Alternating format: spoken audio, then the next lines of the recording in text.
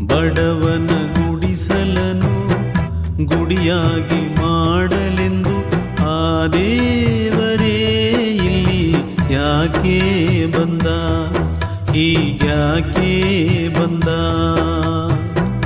ದೇವರ ನೋಡಲು ನೋಟವಿಲ್ಲ,